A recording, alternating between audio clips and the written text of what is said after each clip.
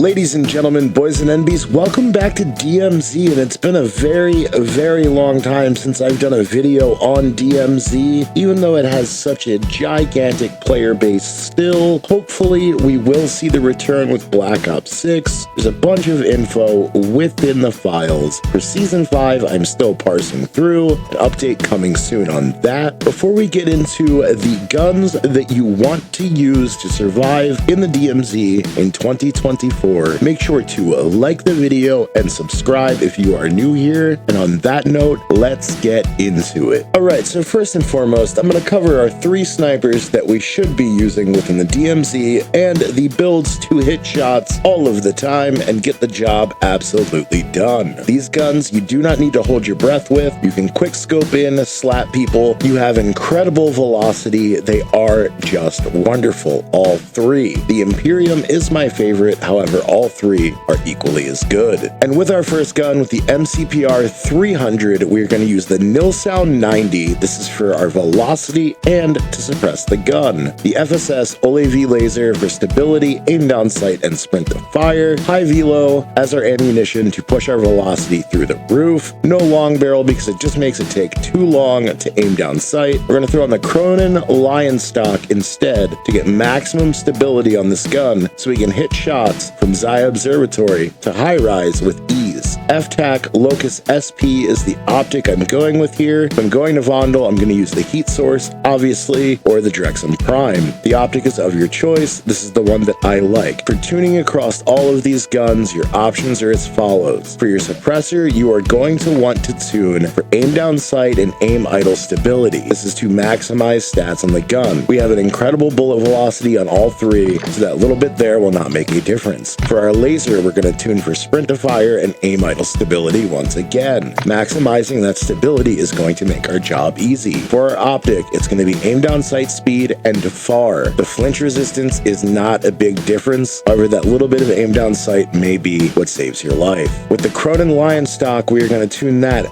down for aim down sight and then once again aim idle stability so we can hit our shots. And then of course with our high velo, we're going to tune for bullet velocity and then damage range because recoil smoothness is a dead stat. The MCPR is incredible, and with this one you get 10 rounds instead of 5 before needing to reload, which is why it is technically the best sniper in DMZ, but I prefer the Imperium. And speaking of the Imperium, that's what I have up next. There's just something about the Imperium that feels so good. The headshots just feel juicy. Everything about this gun feels wonderful. I don't know if it's just me, but this one is so much easier for me to use, and I've absolutely fallen in love with it over the last year. The build is pretty much the same. We're going to start with the Nil Sound 90, tuned the same as the MCPR. The VLK 7mW laser, tuned the same as the OLAV on the MCPR. The RIB 400 stock, once again, same as on the MCPR. And then for this, we're actually going to use the Skull 40 rear grip to get our ADS up because the optic or scope on the Imperium is just so good. If you want to change it or you need the heat source for Vondel, take the Skull 40 off and put your optic on. However, for the Skull 40 for your tuning, you're going to tune down for ADS and then right for aim idle stability. This thing is absolutely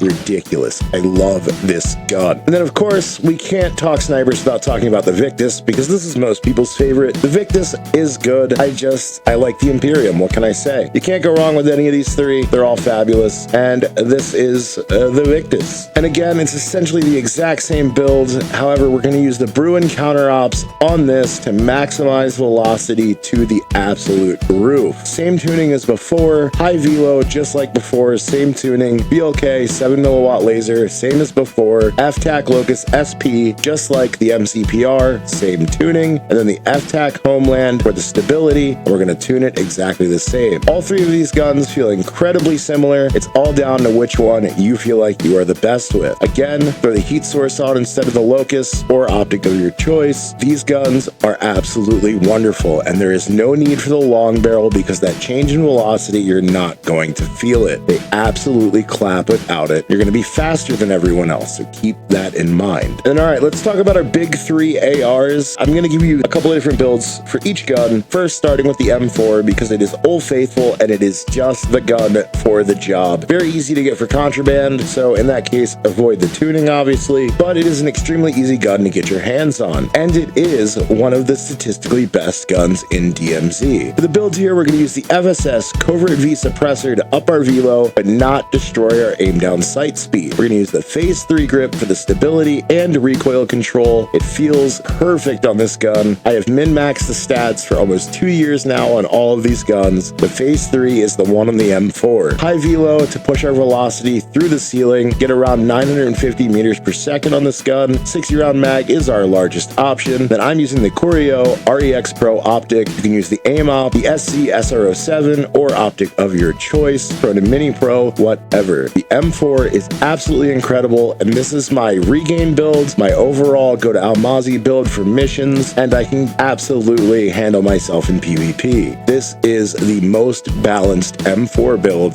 in the game. However, there is an incredibly dirty build for the gun that will absolutely slap the tits off of anyone in close quarters. You will run Lachmann Subs over BAS-Ps, Vasnevs, whatever. The one-shot shotguns, as long as you don't get too close, you will absolutely shred as well. This M4 is actually what I tend to take to building 21. And with this build, we're going to start with the FTAC Castle Comp because we're going loud and proud, and this is to get all of our recoil control back and just make this thing absolutely fry. FSS OLEV laser to speed it up. Visible laser doesn't matter if you're jamming it down their throat. We're using hollow point for 2 reasons. Number 1, slows them down no matter where you hit them. I know it says it has to be below the waist, but that is not true. And number 2, it has the same visual effects as overpressured. It just doesn't actually push their camera up. So they're gonna think they have to pull down when they don't have to, making them do less damage. 60 round mag, largest option as always, and then the Phantom grip to up our ADS to the maximum we can get out of the gun. We have an incredible range here on an SMG style full-size AR. For tuning here with the FTAC Castle Comp, we're going to tune it down for aim down sight and to the right for recoil control to get maximum control out of the gun. With our high velocity, we're going to tune up for damage range and then a left for recoil steadiness just to push our range out a little further, and of course more recoil control. With our OLEV laser, we are going to tune it for sprint to fire and aim down sight. That way we can make this thing move as fast as possible. And with our Phantom grip, we are of course going to tune up for recoil steadiness and then to the right for aim idle stability. This is so when we take those fights at 35-40 meters, we can still hit our shots. If you need an optic, you can drop the hollow point and throw on an optic. It is absolutely okay to do so. However, hollow point is so overpowered. I would definitely try with the irons because it is very easy to use. The M4 does not have bad irons. And then, all right, I've got my in-between build, and this is a PvP-centric build. However, it is also suppressed to keep you off of people's radar and the bots off your ass. This gun is incredible for Ashika, Vondel, and even in Koshi. And we're actually going to start here with the Broadhead 3DP suppressor, which will give us a bit of an ADS penalty, but it's not a big deal, but it's going to give us a ton of recoil control as well as suppress us. We're going to use the Tempest Trench Pro Barrel to get ADS and movement speed here, the FSS OLEV laser for stability, sprint to fire, and aim down sight. I've got the Cronin Mini Pro on here. Use the optic of your choice. Then of course the 60 round mag because it is the largest option. You'll probably get away with the 45 in Koshi. However, 60 is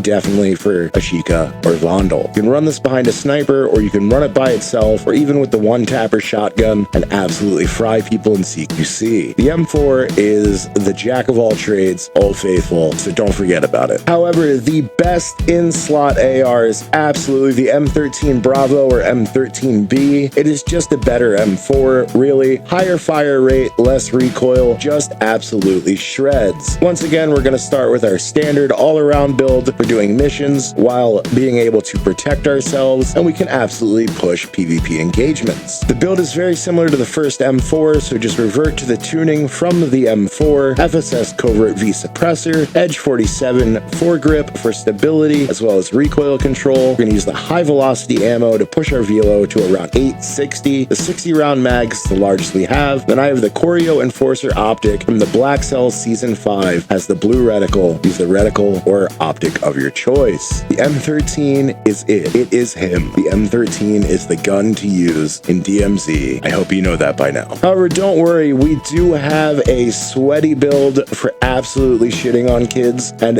that is this one right here. Loud and proud once again with the irons. It's just built diffy and it gets the job done in those super sweaty engagements. Take this thing anywhere and you will win. And for this build, we're going to use the M13C factory barrel. Once again, get it off the M4 for tuning, BLK 7 milliwatt laser for stability, ADS, sprint to fire, brew and flash grip for those speeds as well, 60 mag, largest we have, and we're running hollow point for the same reasons as before. Absolutely slapping people. There's no recoil on the M13, so we don't need a muzzle to control it. The M13B is absolutely absurd. However, there is one gun that may be better than the M13, and that is debatable because this thing is so good in almost every situation, but the M13 beats it out past 50 meters. Other than that, the Razorback is slightly better in the close range and the mid range. The Tempest Razorback is my favorite AR in DMZ, and it is good in Warzone right now, so it is a win-win. And once again, tuning is the same across the board. Back to the other ARs, we're going to start with the FSS Covert V suppressor. As always, this is to keep ADS speeds down while suppressing our gun and getting velocity. High velocity ammo to push the velocity to over 1,000 meters per second with a 13-inch Frenzy 9 barrel with the built-in integrated reticle. If you have the black cell one, it has an actual red dot instead of the, I believe, orange. Either way, it is fantastic. You get essentially 6 attachments on this gun. Edge 47 foregrip, recoil and stability, and then the 60 mag because it's the largest we have. The Razorback is absolutely insane. The first video I ever posted on this channel is Westy, Stoddy, Fixate, Onic, and Stone Mountain praising my gun builds with the Lachmann 556 and this Tempest Razorback. So definitely give this one a go. Everyone fell in love with it and it was everywhere last year. And then alright, these next 3 are hyper sweaty PvP builds across 3 different guns. You use the first M4 build across every AR and it will absolutely get the job done. Just switch between the Phase 3 and the Edge 47 depending on how much recoil control you do need there. However, with these next 3 builds on these 3 guns, these are the sweatiest PvP builds. And with the TAC 56 here, we're going to start with the FSS Covert V to actually suppress the gun and get velocity. We are going to use the 17.5-inch long barrel here to push velocity out once again. Ole V laser to nullify that ADS penalty, up our sprint to fire, as well as get aim idle stability. High velo ammo to maximize the full potential of the gun at range. Then of course the 60 round mag, so we feel like we have an LMG, but it's an AR. The irons on the TAC is so good, you don't need an optic, even fighting at that 150 meter range. We all know this by now. The TAC 56 may not be old faithful, but it damn sure gets the job done, and it is definitely easier to use with less furniture. The TAC 56 is definitely the gun to use if you're going to be fighting at longer ranges. However, if you want to get super sweaty in your face and absolutely slap those one-tapper shotguns, I got one that runs them over every time and no one's using it. No one's ever really used this loadout, and I don't know why, because it is absolutely absurd. And that is on the ISO Hemlock, but there's a trick here. Let's get into it. So we're going to start with the FSS Covert V as always, tuning the same as always. FSS Ole V laser, same reason as always. We're barrel stuffing, visible laser does not matter. Phantom grip to maximize our ADS and sprint to fire. 45 round mag, largest we have, and then we're actually using 300 black, hollow point for the same reason as before, but 300 black makes this gun do 18% more damage. You're gonna absolutely fry people. This is one of the fastest killing guns in the game, bar none, and it is absolutely absurd. However, it is subsonic, so remember, you're only gonna be able to take fights to about 30 to 35 meters with this. The irons on this are fantastic, so no problem there, but if you do need an optic, drop the Phantom grip. Perfectly acceptable. This thing is absolutely absurd, and it just feels wonderful. And then, all right, let's talk submachine guns, and I do have the 60 on here out of the gate, but you can use even the 40 if you want to. It is entirely up to you how many rounds you want in this SMG. Of course, we're talking about the Vel 46, which is an incredible sniper support option. However, it is also incredible behind an AR. BR LMG, run this with anything. It is wonderful. With this build, we're going to start with the X10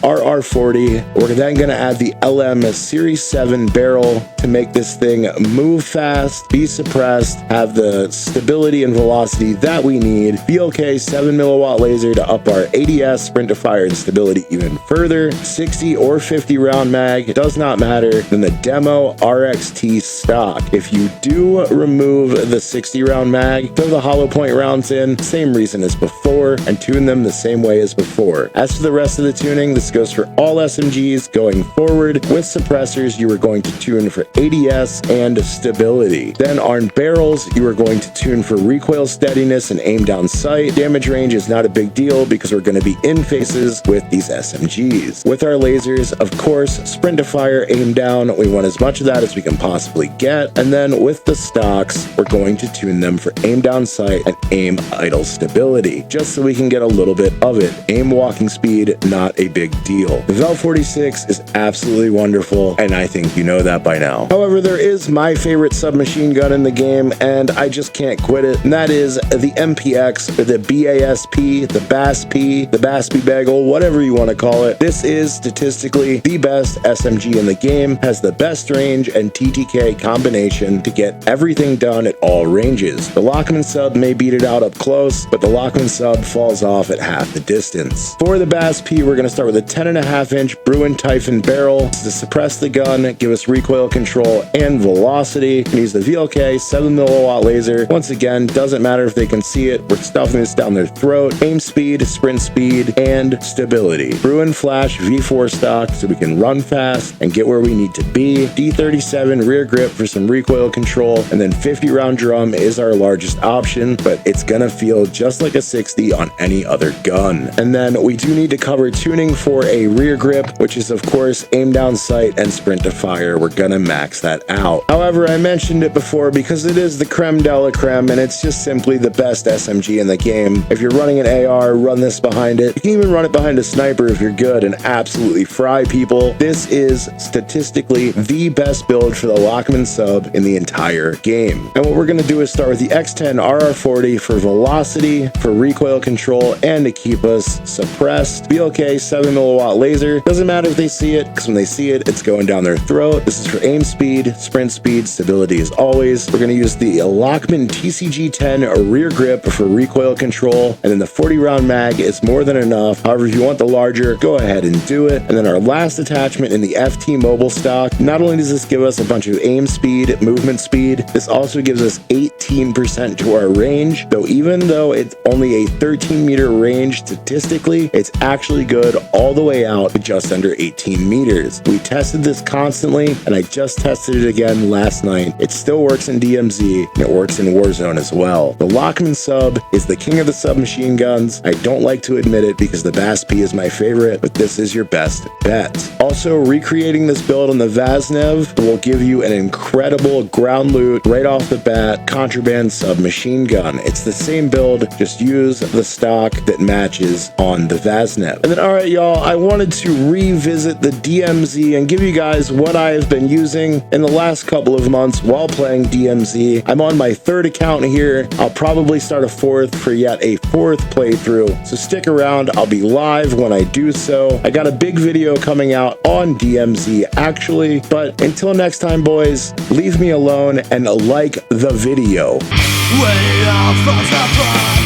where will you